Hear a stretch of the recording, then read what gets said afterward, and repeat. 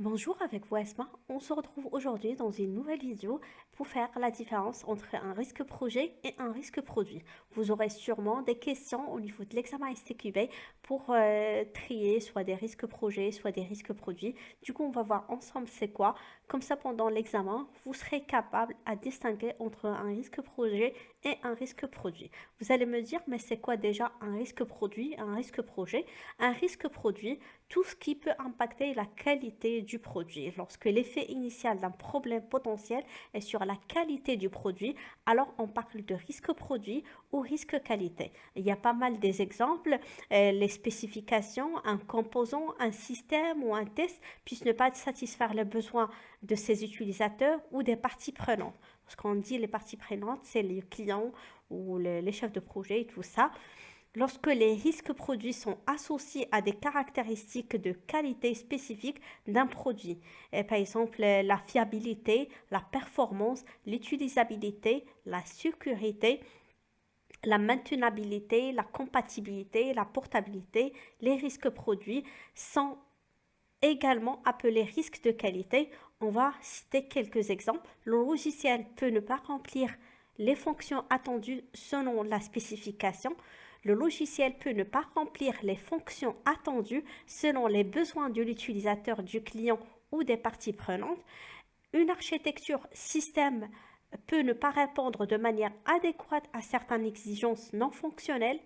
Un traitement particulier peut être effectué de manière incorrecte dans certaines circonstances. Une structure de contrôle de boucle peut être mal codée. Les délais de réponse peuvent être insatisfaisants pour un système de traitement des transactions à haut niveau de performance, ou l'expérience utilisateur pourrait ne pas satisfaire les attendus pour le produit. Pour conclure, côté risque produit, tout ce qui peut impacter la qualité, par exemple pour un site web, au cas où le site, on ne peut pas l'ouvrir sur un navigateur, par exemple, il s'ouvre correctement, on a l'affichage correct sur Google Chrome, mais une fois qu'on passe à Firefox, ça ne fonctionne pas. Du coup, ça, c'est un risque produit. Par exemple, ça prend un temps fou, par exemple 5 minutes, lorsque je veux passer une commande. Du coup, la majorité des clients, par exemple, si vous voulez acheter des produits sur Amazon et ça prend 5 minutes de délai d'attente, sûrement vous allez abandonner l'achat. Et c'est ça aussi, ça c'est un risque produit. Le délai d'attente, les lenteurs au niveau de l'application, le positionnement des boutons et tout ça c'est un risque produit. Maintenant, on va passer, c'est quoi un risque projet? Un risque projet, lorsque l'effet initial d'un problème potentiel impacte le succès du projet. On parle de risque projet ou risque planning. On va voir ensemble, il implique des situations qui se produisent, peuvent avoir un effet négatif sur la capacité d'un projet à atteindre ses objectifs. Les exemples, il y a beaucoup. Par exemple, des retards peuvent se produire dans la livraison pour finaliser le traitement, et comme il y a beaucoup de retard, des estimations erronées. Par exemple, le chef de projet n'a pas fait l'estimation du projet comme il faut. Du coup, il y a des estimations erronées. La réaffectation des ressources à des projets plus prioritaires. Supposons qu'au niveau de votre boîte, il y a 4 projets en parallèle. Et supposons il y a un projet qui est prioritaire. Et ça souvent, on le trouve en production. Lorsqu'on commence à travailler, une fois qu'il y a un projet prioritaire, on bascule sur le projet qui est prioritaire et du coup, tous les développeurs, ils basculent sur le projet prioritaire et le projet qui est en cours, il risque d'avoir des retards de livraison et tout ça.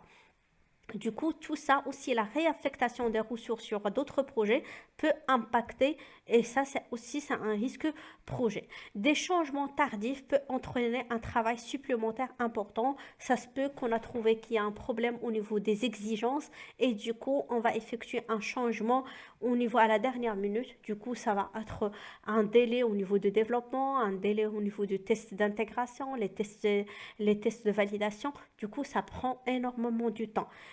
Par exemple, aussi des problèmes organisationnels, les compétences, ça se peut que ce projet, et ça peut qu'on a affecté que des juniors au niveau du projet, et ça se trouve qu'ils ont des difficultés pour tester ou pour développer.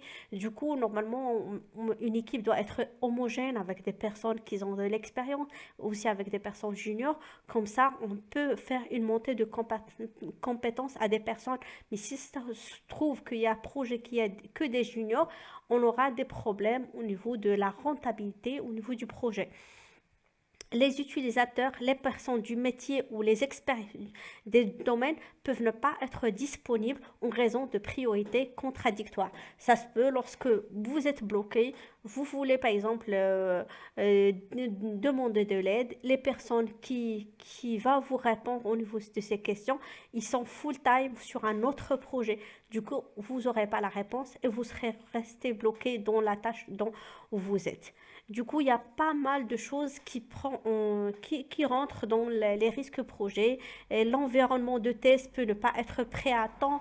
Les exigences peuvent ne pas être satisfaites, pas mal de choses. Je vais vous laisser par la suite la liste de tous les risques projets, mais à retenir, les risques projets, c'est tout ce qui impacte le risque de le planning, le déroulement du projet, mais pas la qualité du produit elle-même.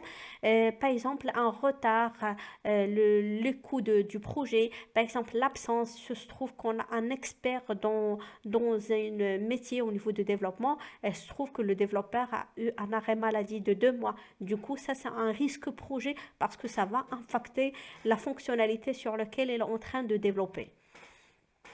Du coup, c'est ça la différence entre un risque produit et un risque projet. Si vous avez des questions, n'hésitez pas de me laisser ça en commentaire. Désolée pour la qualité du son parce que je suis enrhumée pendant plus que 10 jours. Et en parallèle, je voulais vous informer qu'on a des formations sur la plateforme du Udemy. Si ça vous intéresse, vous pouvez avoir tous les détails au niveau de la description. Et sachez, si vous prenez une formation avec nous, on s'engage à faire le suivi avec vous le temps que vous serez autonome sur le sujet. C'était tout pour aujourd'hui et bonne journée.